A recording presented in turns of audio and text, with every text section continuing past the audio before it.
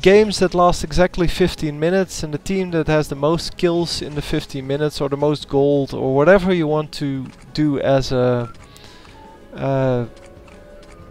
well, as a victory condition. The most gold would be nice.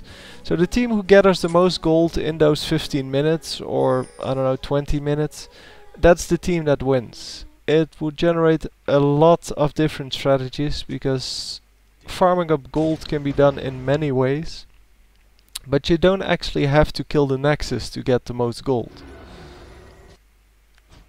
Farming would be a lot more important, and if you do it on the right map, so on a map that's designed for such a gameplay, then you could actually make it so that farming is more efficient in dangerous territories. So that farming is more, if you farm in your opponent's territory or in the middle of the map, that the creeps are worth more there, or there's more creeps there than in other parts of the map. I don't know, that's just, they stick so much to the original game. It's, well, Heroes of Newerth, Han, is also a game just like this one. The graphics are a little bit too much for me, I don't like that. I like the graphics to be more cartoonish like this one. But more on that some other time probably. But they also stick to the same principle, making the games virtually identical, except that this one has summoner spells and you have the runes. And you have to buy champions here. With Heroes of Newerth you can play any champion. And since there's no runes or what I call summoner spells, you can basically do whatever you want. There's also no summoner levels. So if you create a new account, you can play against someone who's played this game for, I don't know, 5 years.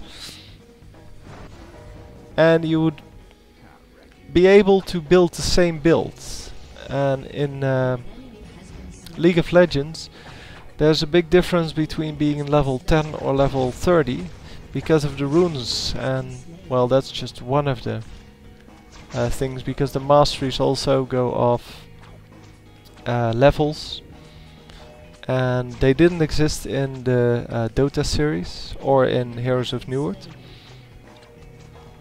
So that's a great invention. They thought of that would make for some interesting gameplay, and indeed it does. There's a lot of different strategies which revolve around getting different masteries, and you have to play differently against different masteries or different runes, different summoner spells. So that's a great part of the game. They thought of something new and added it to the game, but to me it's not enough. I mean, now that the game has evolved, we're at the end of Season 1 here, and by now everybody plays with the same masteries and everybody plays with the same runes. So yeah, there's something has to change to really make more of a diversity in the game if that's what they wanted. Anyway, we saw here a big push from the purple team. They killed 2 inhibitors and now they're being chased back and being killed. We saw Twisted Fate taking bottom lane while his team was taking mid lane. They do that because he has an ultimate which transports him anywhere on the map. So once he gets in trouble, he just teleports to his team, and the people who were going after him, so again he's taking top lane now while his team is actually in mid lane. So once he gets into trouble, he just teleports to his team, and the champions that were hunting him down or were trying to kill him are actually completely out of position by then. So here we see him teleporting back with the gold card again. He gets a kill. He doesn't actually hit Ash there. And they do get the kill here. Ash is still there.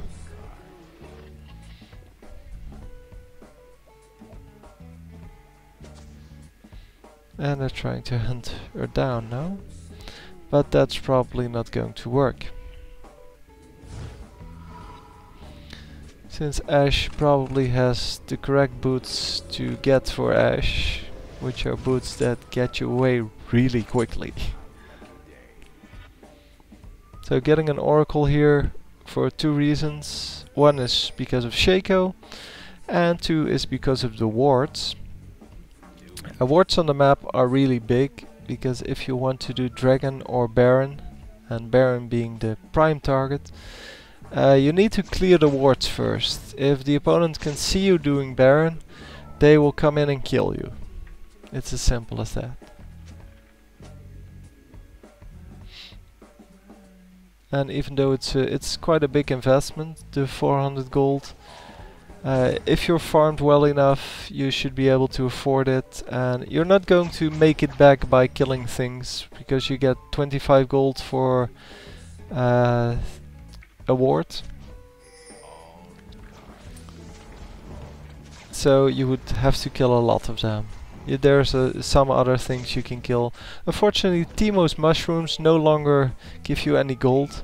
They used to give you 25 gold, which was incredible if you bought an Oracle, because then you could kill like 15 of them, and well, that would be awesome. Especially if you have a Teemo mid, because they always mine the same places, so you would find mushrooms all around the mid lane, and you could kill them all one by one. But unfortunately that's no longer the case. The Shaco turrets and the Heimer turrets, or the Shaco Jack in the boxes I should say, and the Heimer turrets still give you gold, but it's 10 gold for the Shaco Jack in the boxes, and I think 12 gold for the Heimer turrets. The Heimer turrets do go up in well, end game, but well, they're not hidden anyway, so. But they end up at like being 30 gold, so it's not really worth it anyway to kill them.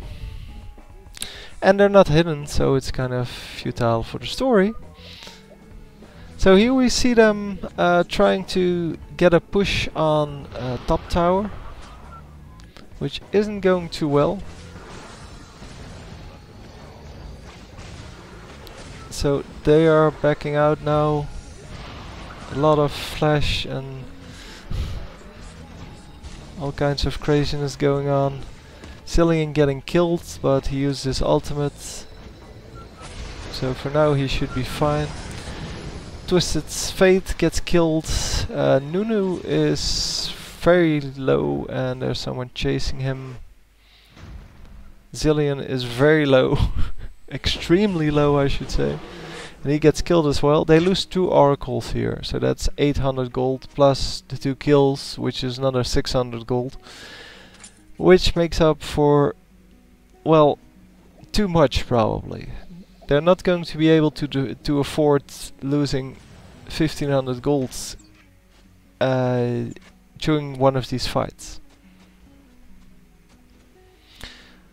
Well, the inhibitors have respawned. They killed 2 earlier. But now they respawned, and Ash is probably going to be able to save this, yeah. Your turret has been destroyed.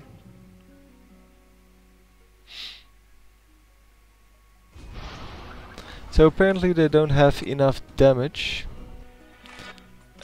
meaning that they don't have enough burst damage. So TF, like Heimerdinger, is a champion which damages people over time. So you have to hit them a lot of times for them to die. And in that time they can just run away. And that's what's happening here. If you play Annie, Annie is a great burst champion. She basically does all her damage in one burst. She if she's any good, she will have stun up, then land the Tibbers and the Q, and then the W, and then the Q again.